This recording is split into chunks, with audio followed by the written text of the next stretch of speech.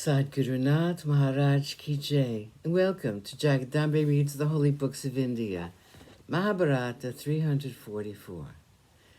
As you may remember, it was the first day of the war, and Virata's sons had been killed. People did not know that the sun had set. He had reached the top of the western hill. They were so intent on the great fight. The sun had set. Both the commanders withdrew their troops. The first day's engagement was over. The Pandavas had lost heavily. It was a great day for the Kauravas. The chief losses on the side of the Pandavas were Uttara and Shveta, the sons of Virata. A huge slice of the army had been mowed down by their grandfather. The king Duryodhana was delirious with joy. He felt that at that rate, at which his grandfather was destroying the army of the enemies, the war would soon be over. Duryodhana was sure of his victory. Yudhishthira, on the other hand, was extremely depressed at the way things were going. Looking at the slaughter in his army, he was despondent. He approached Krishna and said, "Krishna, look at the devastation in the army. Bhishma is indeed terrible. He looks like a tongue of flame licking up a forest which has been dried by the sun of the summer. The great Kuru veteran is invincible. In a weak moment, I agreed to fight this war. I realize my foolishness now. I will go back to the forest. I have no right to let all these be killed by Bhishma because of my desire for the kingdom. Krishna, you have been watching the war since morning. Tell me, what should be done tomorrow?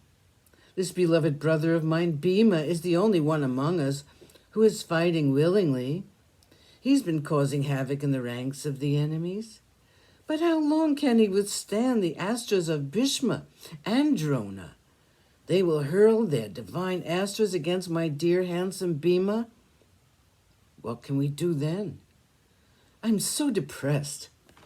Krishna tried to pacify the grieving Yudhishthira. He said, "Yudhishthira, please do not give way to this depression.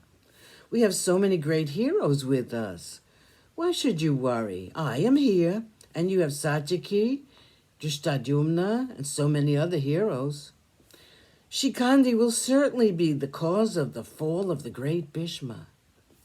All the others pacified the king. Drishtadyumna spoke words of encouragement to Yudhishthira.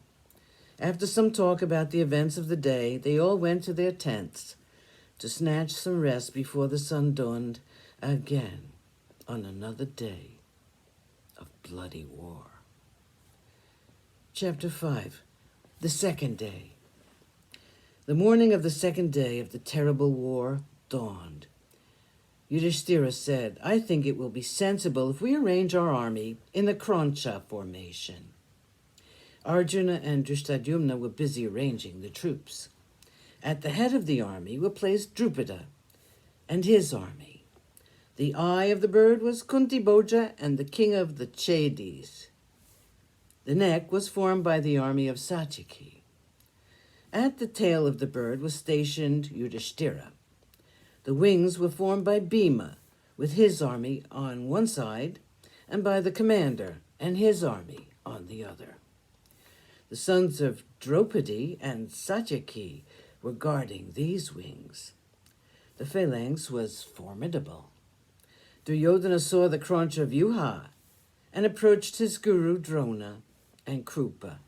He said, "They have arranged their army in this formidable formation.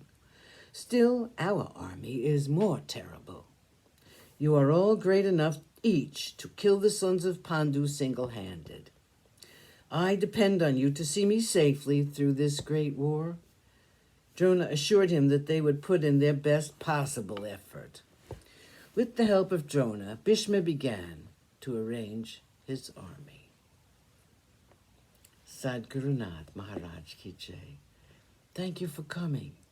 I hope you come again.